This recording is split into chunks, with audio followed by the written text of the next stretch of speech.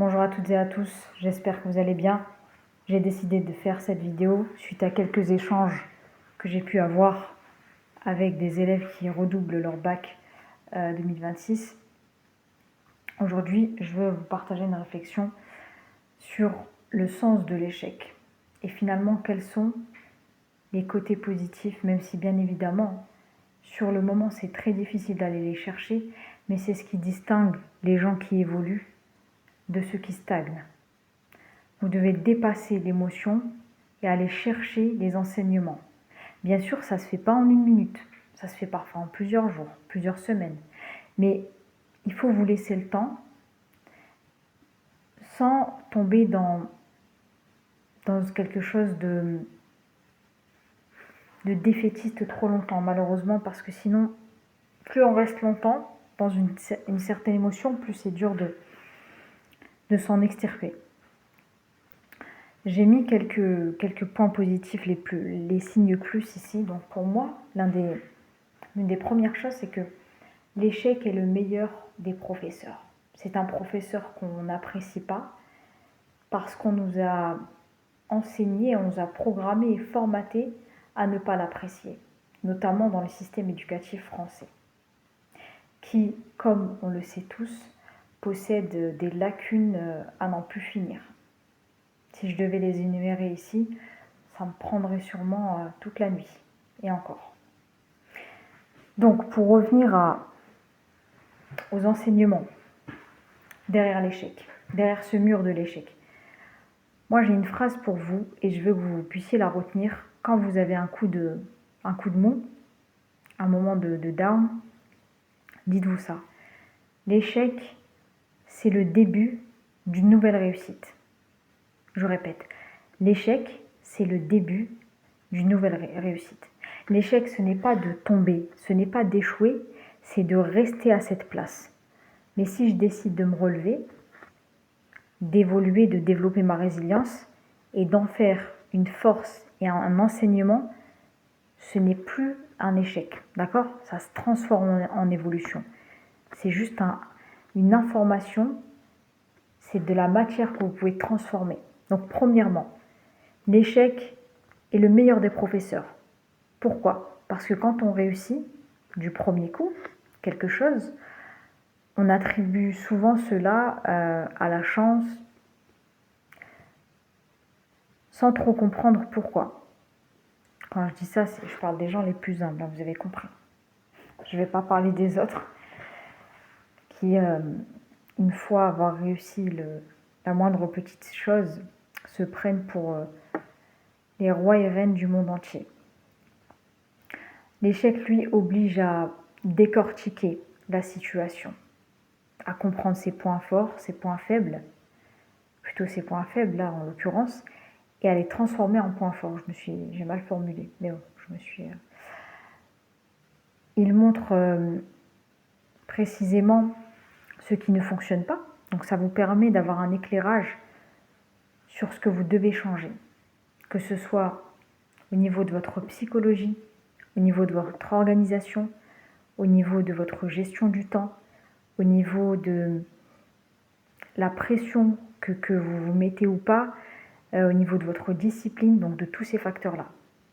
Je prends vraiment le temps, j'essaye de vous apporter un maximum de valeur ajoutée à travers cette vidéo, et si ça aide juste une personne, j'aurai tout gagné. Donc, l'échec élimine les options et vous rapproche les options qui ne fonctionnent pas, et vous rapproche de la bonne solution, de la bonne équation, de la bonne recette, de la bonne formule pour réussir, d'accord? La deuxième des choses, je dirais que l'échec est une mise à jour de vos stratégies. Mise à jour tout simplement parce que ça va vous permettre de créer, par exemple, si une personne avait un mauvais système de travail, le revoir, le transformer totalement pour qu'il devienne un bon système de travail et qui sera utile toute la vie, d'accord? Donc échouer, ce n'est pas une fatalité, c'est juste une information. Si on pouvait la personnifier l'échec, on pourrait imaginer qu'une personne nous délivre un message.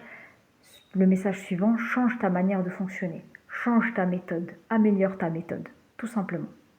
Si l'échec était un messager, je pense que c'est le message. Voilà.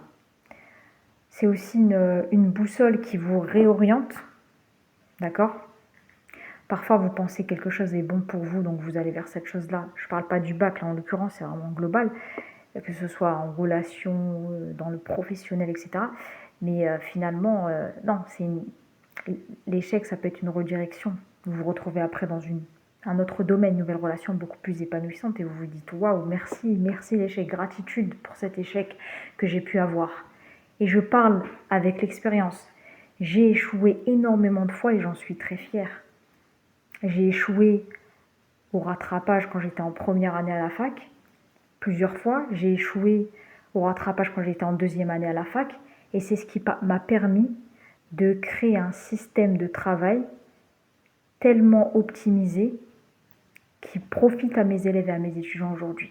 Parce qu'en troisième année, je n'ai pas mis un seul pied au rattrapage. J'ai tellement analysé mon système de travail, ses failles, et je l'ai transformé en un système efficace et hyper optimisé. Ensuite, en parlant de redoublement, j'ai redoublé en master. J'ai redoublé plusieurs fois mon master en master. Ça ne m'empêche pas d'être derrière cette caméra et de vous donner des conseils. Ça ne m'empêche pas d'avoir atteint mon objectif final, qui était sur le long terme de devenir professeur et coach. Donc voilà, je n'aime pas trop parler de moi, d'accord, hein, de façon générale, mais si ça peut aider, si ça peut vous apporter et vous réconforter de savoir que, voilà, toutes les personnes que parfois que vous prenez en exemple ou pas, je ne parle pas de moi, ont échoué. Que ce soit des stars ou des gens ordinaires, ce que vous voulez, tous les êtres humains, toutes les personnes qui ont réussi quelque chose ont échoué plusieurs fois avant. D'accord? Ça fait partie de la vie. Et plus on est dans un état d'esprit d'acceptation, plus on en retire une richesse incroyable. Mais moins on l'accepte, moins on en retire du positif. Donc voilà, c'est vraiment une mise à jour de votre stratégie. Le troisième intérêt, donc là on est au plus numéro 3, numéroté, c'est la résilience, le développement de la résilience. Ça forge la résilience. Donc votre force mentale, votre personnalité, votre aura, votre charisme viennent de tous les échecs que vous avez traversés et de la façon dont vous les avez traversés.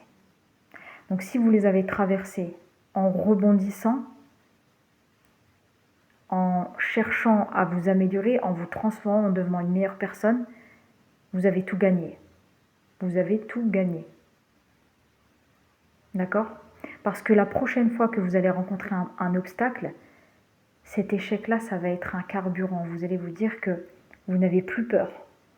Vous saurez que vous êtes capable. Et moi, je vous le dis, vous êtes capable de survivre à une tempête. Vous êtes beaucoup plus fort que ce que vous pensez.